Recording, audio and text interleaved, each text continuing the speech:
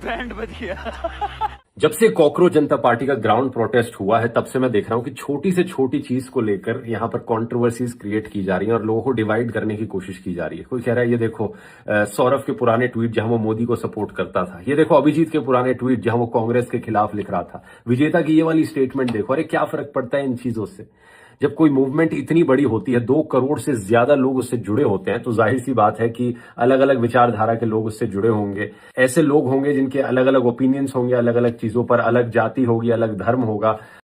बात तो सही है। देखो, अगर अपने बीच में डिफरेंसेस ढूंढने हैं तो 1000 कारण मिल जाएंगे असहमति के, लेकिन एक कॉमन कॉज है जिसको लेकर हर कोई यूनाइटेड है, और वो है देश का corrupt system, paper leaks, crumbling infrastructure, बढ़ती बेरोजगारी। यही सारे मुद्दे हैं जो हर किसी को अफेक्ट कर रहे हैं। तो ऐसे में निट पिकिंग करना कि ये देखो वो सौरभ कॉफी क्यों पी रहा था प्रोटेस्ट में बैठ के, अरे गर्मी है इतनी, कोई कॉफी पी ले अपने पैसों से खरीद के तो क्या हो जाता है, या फिर ऐसी कंस्पिरेसीज बनाना कि ये आरएसएस बैक्ड प्रोटेस्ट है, ये सब डिवाइड करने की टैक्टिक्स हैं लोगों। सच बात यह है दोस्तों कि 2 ही तरीके के लोग हैं यहां पर।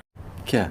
एक वो जो ऊपर बैठे सरकार में जनता को लूट रहे हैं, इस करप्ट सिस्टम का फायदा उठा रहे हैं, और दूसरी आम जनता जो लूट रही है और जिसे ये सब झेलना पड़ रहा है। अब जो पहली कैटेगरी के लोग हैं उनके लिए सबसे बड़ा खतरा ही यही है कि दूसरी कैटेगरी के लोग यूनाइट ना हो जाए, तो वो अपनी पूरी कोशिश करेंगे लोगों को बांटने की, यहां पर डिवाइड एंड रूल का गेम खेलने की, इस मूवमेंट को डिफेम करने के लिए। लेकिन अगर आप इन कोर इश्यूज पर सहमत हो, आपको यूनाइटेड रहना होगा। कॉकरोच जनता पार्टी के अगले प्रोटेस्ट पुणे और लखनऊ में होने जा रहे हैं। पुणे वाला प्रोटेस्ट कल ही 11 जून को होगा, तो जब आप इन प्रोटेस्ट में जाओ, इस असली मुद्दे को याद रखना। समझ रहे हो? मुझे शराब छुटवानी है। हो जाएगा बालक। बाबा मुझे अंधभक्ति छुड़वानी है। इसका कोई इलाज नहीं है। मैं दलित हूँ, मैं जनता हूँ, मैं हिंदू हूँ, मैं मुसलमान हूँ। दरअसल ये मन का वहम है। असल में हम लोग घंटा है जिसे सब नेता बजाते हैं और बजाते जा रहे हैं। अभी भी समझ जाओ घंटा, सॉरी जनता। ओके, बाय बाय, टाटा, समझ जाओ। दीदी दीदी आइए देखते हैं, मजा आएगा।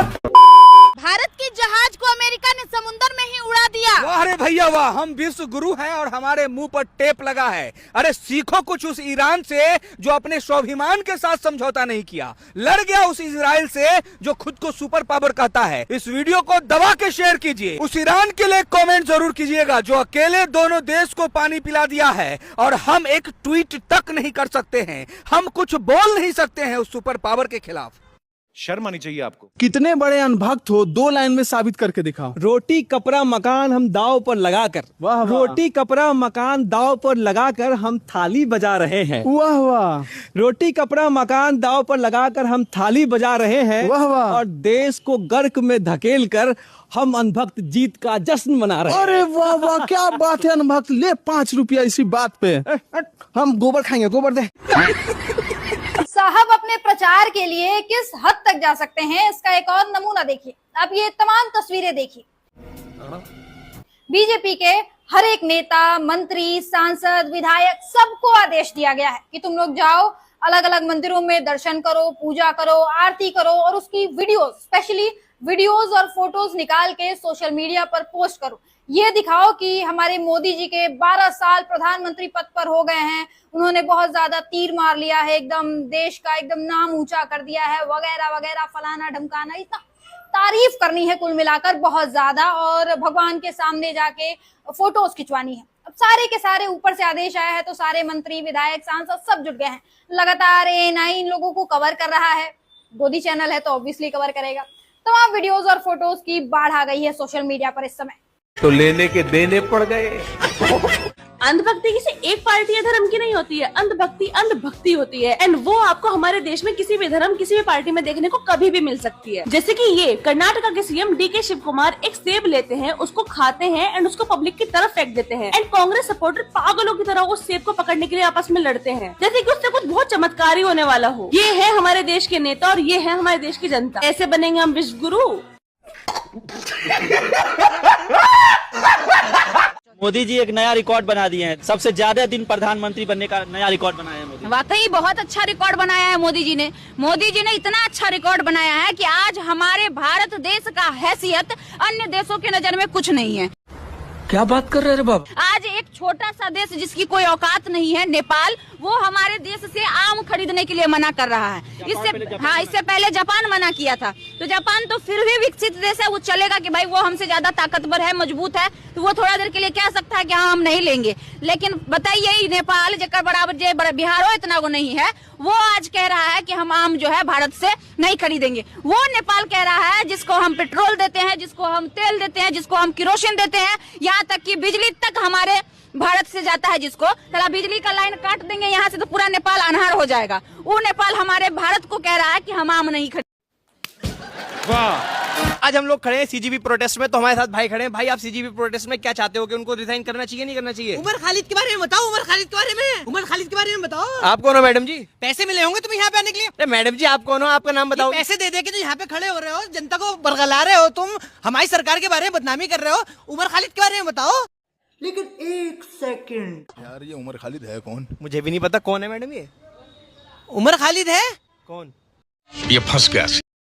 बताओ, उसके बारे में बताओ। सजा मिलनी चाहिए नहीं मिलनी चाहिए? हम तो आए हैं यहाँ पर क्या कहते हैं जो पेपर लीक पेपर तो पहले भी लीक हुए हैं। उमर खालिद के बारे में बताओ। अरे मैडम एक बात बताओ, उमर खालिद के अलावा और भी मुद्दे हैं देश में, जैसे कि चोरी है, भ्रष्टाचार है, उमर रेप है। खालिद तुम्हें नहीं दिख रहा? उमर खालिद नहीं दिखने का? बेरोजगारी है, स्कूल है, हॉस्पिटल है। बेरोजगारी पहले नहीं थी क्या? अरे मैडम कुछ बोलने भी दो, तुमने तो हद ही कर दी यार। यार कोई बोलना ही नहीं दे रही है, अपनी बोले जा रही है, हमारी भी तो सुनो। आपका नाम क्या है? आपका नाम बताओ पहले। मैंने पिद्दी खालिद।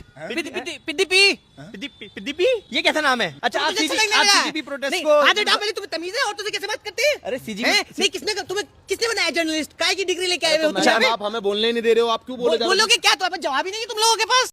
तेरा तो गेम बजाना पड़ेगा। अरे मैडम यहाँ पे मुद्दा जो चल रहा है वो मुद्दा ये चल रहा है कि पेपर लीक का मुद्दा। आप वो उस पे बात तो पेपर लीक भी हमने कराया क्या? पेपर लीक हमने कराया है? जो सरकार है उसी से सवाल उनकी सरकार की लापरवाही की वजह से तो पेपर लीक हुआ है। पेपर सरकार लेके घूम रही होगी, घर घर जाके दे रही होगी, लो लो बेटे पेपर ले लो, पेपर ले लो। उमर खालिद के बारे में पूछ लिया तुमने तो पेपर पे आ गए तुम लोग। बेटा ऐसा है, मुझसे तमीज से बात करना। आप तो सुनो, अरे मेरी बात तो पूछे काम करती है। नहीं आप बताओ, आपको मैं क्यों बताऊं कि मैं क्या काम करती हूँ? आप क्या करते हैं? आप क्या करते हैं? अगर आप कुछ काम करते हैं, बेरोजगारी का मुद्दा लेके आते हैं आप नफरत फैलाने के अलावा नफरत देखो यही तो मुद्दा तुम लोग यहाँ पे उठाने आए हो। तुम देश में जो ना ये जो कर रहे हो ना, ये तुम लोग ही कर रहे हो। ये मैडम कैसे अपमानजनक बातें कर रही हैं? तमीज मेरे हाथ मत लगाना, मुझे हाथ मत लगाना बिल्कुल। मुझे उमर खालिद के बारे में पूछ लिया तुम्हें मिर्ची लग गई।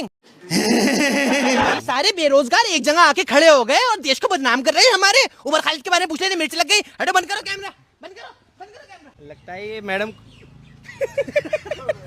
उमर खालिद। आज इंडिया अलायंस मीटिंग में बेचारे लीडर्स की शक्लें देखिए। राहुल, खड़गे, सोनिया गांधी, तेजस्वी यादव सब मुंह लटकाए बैठे हैं। क्या से क्या हो गए देखते देखते। बेचारी ममता दीदी यहाँ मीटिंग पे मीटिंग खेल रही है और उनके पार्टी के एमपी इस्तीफा पे इस्तीफा दिए जा रहे हैं। मतलब घर में आग लगी है और दीदी दिल्ली में चाय पे चर्चा कर रही है। इन सारे चेहरों को आप अच्छे से देख लीजिए। ये सब मिलकर मोदी सरकार को 2024 में हिलाने चले थे, पर खुद ही हिल गए। गाइस, इंडिया अलायंस की मीटिंग हुई है, वो भी 2 सालों की बात। बताइए 2024 में हम साथ साथ है खेल रहे थे। सोचा था कि अगर सब एक हो जाएंगे तो मोदी जी को हराना आसान हो जाएगा। उनको तो गिरा नहीं पाए, लेकिन इंडिया अलायंस खुद टूट गई। लास्ट टाइम जब मीटिंग हुई थी तब नीतीश कुमार ने इंडिया अलायंस छोड़ दिया। इस बार न केजरीवाल दिखे, न स्टालिन दिखे, न ही थलापति विजय दिखे। विजय को तो खुद राहुल गांधी ने सरकार बनाने में सपोर्ट किया था, पर बेचारे राहुल जी क्या ही कर सकते हैं। इंडिया अलायंस का ना बस एक ही कॉन्सेप्ट है, चुनाव के पहले हम साथ साथ हैं, चुनाव के बाद हम आपके हैं कौन। ये कैसा ऑपोजिशन है भाई। चुप हो जा, 7वीं फेल, चुप हो जा। खान सर की गिरफ्तारी नहीं हुई, कितनी खुशी है? बहुत ज्यादा खुशी है। इतनी बहुत चिल्ला रही थी। एकदम मेरी तमन्ना और मेरी मन्नत दोनों पूरी हुई है। मन्नत मतलब? मन्नत मैंने भगवान से प्रार्थना की थी कि जिस दिन मेरी खान सर को ये इंसाफ मिल जाएगी, मैं भगवान के पास आऊंगी धन्यवाद देने के लिए। अच्छा, तो मतलब अब आपके खान सर की गिरफ्तारी नहीं हो रही है तो आप भगवान के पास जाइएगा धन्यवाद देने? बिल्कुल जाऊंगी। कितना मानती है खान सर को? बहुत ज्यादा मानती हूँ। भगवान की तरह? भगवान की तरह। भगवान की तरह? हाँ, भगवान के लिए भगवान के पास प्रसाद चढ़ाने जाइएगा। बिल्कुल। सच बताइएगा कितना फीस लिया जाता है? सर फी बहुत कम लेते हैं सर। फाउंडेशन बैच में 200 रुपए में पढ़ाते हैं। मात्र 200? 200 रुपए में मैथ क्लास पढ़ाते हैं। शाबाश। तो दोस्तों आप लोगों ने सुन लिया इस बहन जी का बात। खान सर सिर्फ 200 रुपया में पढ़ाते हैं तो भी कुछ लोग खान सर को बदनाम करने में लगे पड़े हैं। अगर माना जाए तो खान सर तो गरीबों का मसीहा है, तो भी खान सर को बदनाम करने में ऐसे लगे हैं कुछ लोग कि क्या ही बताए दोस्तों। तो दोस्तों आप लोग खान सर के लिए क्या कहना चाहोगे, तो आप लोग अपना राय कमेंट में दे सकते हैं। तो फिर मिलते हैं किसी और दूसरी वीडियो में, तब तक के लिए बाय बाय।